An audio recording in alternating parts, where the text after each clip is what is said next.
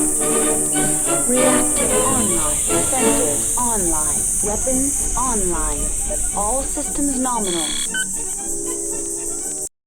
Hello and welcome to today's presentation. Today we're going to talk about a mech that I don't particularly like and that I don't really see a important role for, basically, based on everything that's going on, but that's been sold in and around the Inner Sphere for the better part of the Succession War era and the better part of the modern era. The Cicada is a fast scout mech. It has its supporters, it has its detractors, and some people even say that the paint on it is a structural element, and that is what is keeping the mech together. It's also a mech that you're going to see in a lot of 3DO shows for a very specific reason that we'll talk about during the presentation. So let's get into it.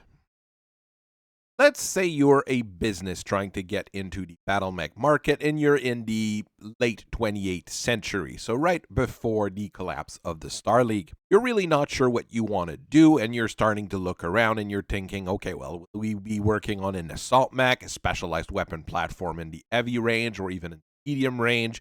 You start looking around, and the one thing you notice is that there's one thing people keep buying, and that's scouts. Scouts are always in demand. Scouts are necessary for all forces. They can be used in multiple roles, generally cavalry and light trooper if necessary. They're easy to train pilots on because they're usually fairly cheap and really fairly competent at what they're supposed to do. And people buy them in large bulk because, well, you lose a lot of scouts as well. The one problem is that Bergen has the market pretty much cornered with the Locust, while the Mongoose is being sold to everybody else. If someone wants a jumping scout, well, they still have the Wasp, which is one of the first light mechs ever built. So if you're trying to break into that market, you do have to look for something a little bit different.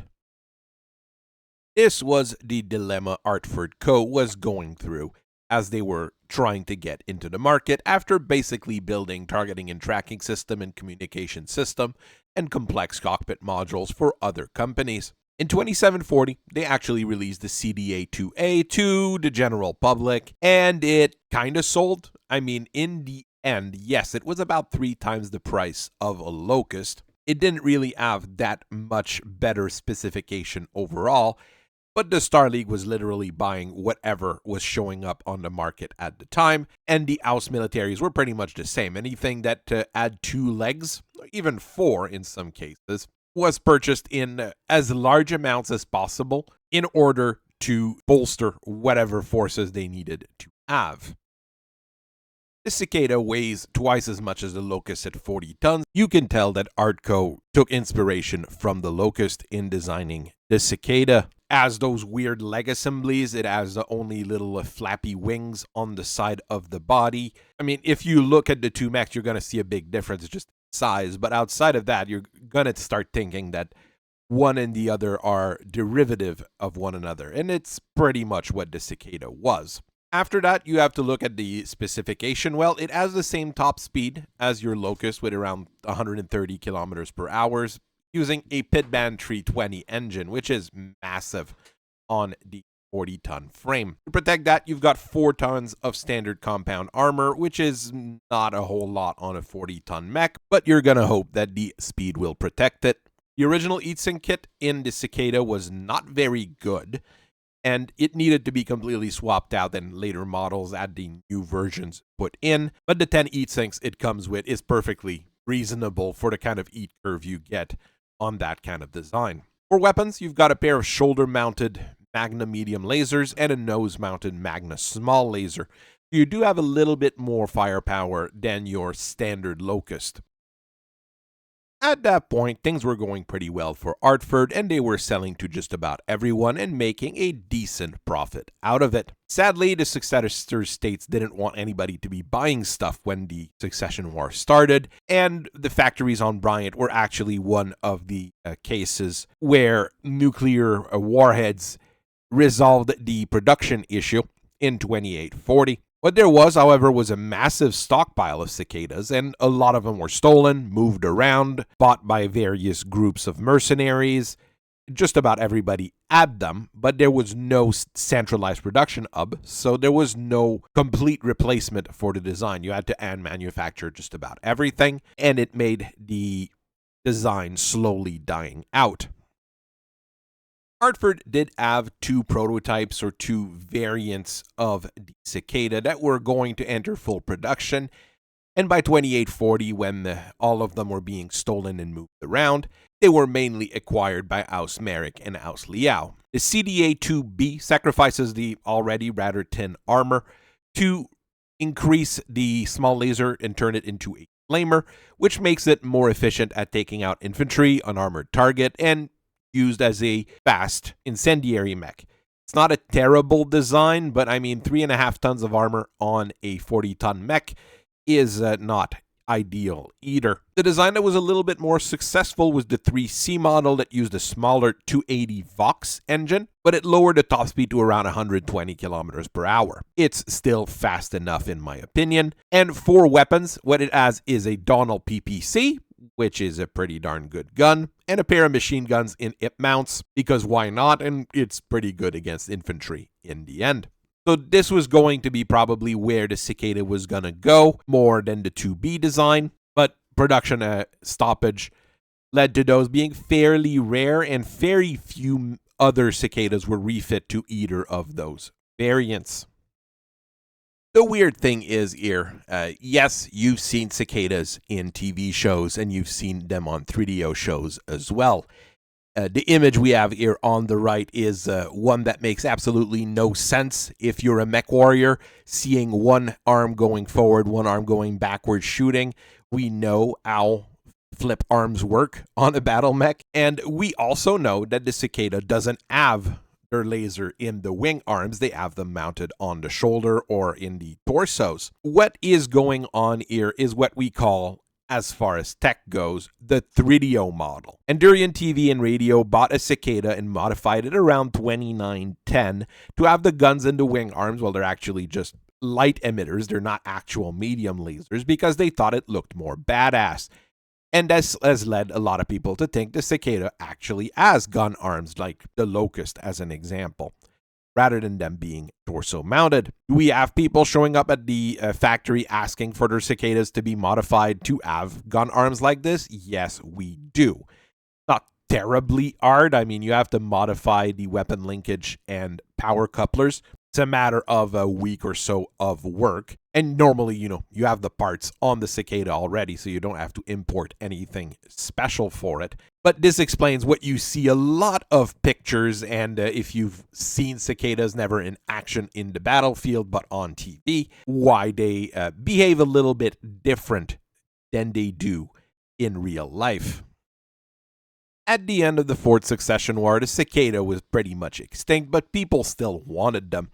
So Free World Defense Industries took a look at the Elm Memory Core, looked at what they had options with, and they refurbished one of their lines on Gibson to start building Cicadas. By 3049, FWDI started selling a brand new and a very expensive model, the CDA-3M, which used a Pitband 320XL. To balance things out, you have an Ultra AC-5 as a main gun, so you do have something with a decent amount of punch and a decent amount of range. The small laser was replaced with a small pulse laser, which is more accurate and better against infantry, and you still have those two medium lasers. The armor protection remained the same, but there was a case that was added to protect the ammo from the Ultra Auto Cannon. So if the mech did go up in flames because of an ammo explosion, yes, it would not be working anymore, but it would be much easier to salvage, which is always a plus. But here's the joke here. FWDI wanted the entire bag, not just part of the bag, they wanted the whole darn thing. They used recon and battle ROM data from the Clan Invasion to look at what they could do with the Cicada, and they kept that Pitband 320XL, but they used an Endosteel chassis on the design to make it a little bit lighter, and replaced the armor with 6.5 tons of ferrofibrous to build the CDA-3F. Your main gun is an ERPPC, which is backed by the same old two medium lasers.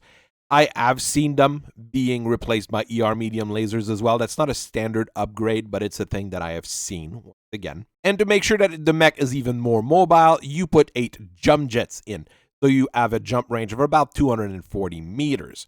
All of that is coupled with a double heat sink kit, which is barely enough to keep it cool if you start jumping and shooting everything. But, you know, Mechwarriors know what they're supposed to do in these kinds of situations. Now we're really looking at a scout in force and a mobile sniper and a decent cavalry unit. But of course, it's also almost the price of an Atlas. Your mileage may vary, but this model sold really, really well to US militaries.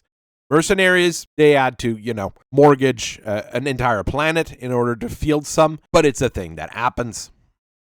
You have a few other later models here with the CDA-3G, which replaces the RPPC with an ER large laser. So you've got a little bit less punch, but you've saved a little bit in room, so you put a Beagle active probe in to make it a very, very decent sniper, and just a tad little bit more armor at the same time. People did like to use the Cicada as a trainer, mainly Aus Liao, and they modified the 3M into a bit of a cheaper 3MA design, which used the snub-nose PPC instead of the Ultra AC5, and toughened up the eye up to 8.5 tons of standard compound so that the trainee doesn't break it when running around. You have a Jihad model made by the Word of Blake Militia, which is the CDA-3P, which uses the 280 engine instead of the 320 engine. And what you have as far as gun is an heavy PPC and 4 ER medium lasers. This is one of those cases where I would downgrade those lasers from ER to standards just to save on temperature when you shoot everything, just so you don't cook yourself alive shooting most of your guns. Those upgrades were not the most common upgrades, but they did exist, and they did sell decently well, especially that 3P model. The issue here came as the Jihad led to a little bit of destruction just about everywhere, and at the end of it, there was a little bit of total nuclear and biological annihilation of the planet of Gibson, where the production line for those mechs were. Industrial losses on Gibson were terrible. I would be honest here, a lot of designs that were built on Gibson haven't found a new home, basically. And it led the Cicada to go back on the almost extinct line because people kept using them like they kept using them as scouts, which have a very high loss ratio. Here are some good news, however. Endurian Aerotech was a division of Free World's defense industries, but they had split off from them during the Jihad because they didn't share some of their ideological and religious belief. When the Jihad ended, there was actually a huge influx of new blood with mech design knowledge to Endurian Aerotech for some reason. What AA did was spin off and have a new division called Westover Battle Mechs, and they started building a brand new Cicada, the CDA-4A. It uses a supercharger-equipped XL engine, so you can go up to about 170 kilometers per hour in a straight line for a short period of time without burning off your engine, and you use ferrofibrous and endo steel to keep the weight down and the protection high. For weapons, it goes back to something a little bit lower than those PPCs and autocannons we had before, with a trio of medium-class lasers, 2 of them being variable speed pulses, while you have a centerline re-engineered laser. While there isn't a clan version of the Cicada, there is an OmniMech version of it. The technology just came in basically from the clans, and people at Lucian Armor Work in Irian started working on a design that would potentially replace the Cicada, the SR-10 Strider. The Strider uses a fairly small, well, at least in terms of if you look at the Cicada, GM240, and it is billed as a scout that can go up to 97 kilometers per hour. It uses case to protect the ammo, if it has any, and 7.5 tons of standard compound on an endo steel chassis. This is not terrible, and it gives you 10 tons of pod space, which would allow the design to fill a variety of role, but I do feel that it's a bit slow to be a fast scout, basically, especially since it lacks jump jet in most configuration. The only one that I know of that is standard with jump jet is configuration Foxtrot, But in the end, it did sell gangbuster for Operation Bulldog, and you will likely see some run around the inner sphere and just about every mercenary outfit that would want one. The Cicada almost went extinct at the end of the Succession War and almost went extinct with the devastation of Gibson, but people keep wanting to buy the darn thing for some reason which I can't explain. So as an old Terran saying goes, life finds a way. I prefer lighter scouts like the Locust, the Mongoose, the Jenner, the various 2C variants of the same thing, but I understand still why some militaries would field the Cicada because, well, it's there. And nowadays, with all the possible upgrades for it, some of them are quite decent. Latest Cicadas keep finding their way into our shop as well, and we always have people that want to fix them and resell them. So it's a good idea to learn how the darn thing works, try to figure out how to customize it to the customer needs, and do what we do here at FRR the best, which is keep stuff running. So I hope you guys have a very nice rest of your day. I thank you for listening to me for so long, and I will see you guys later. Bye-bye.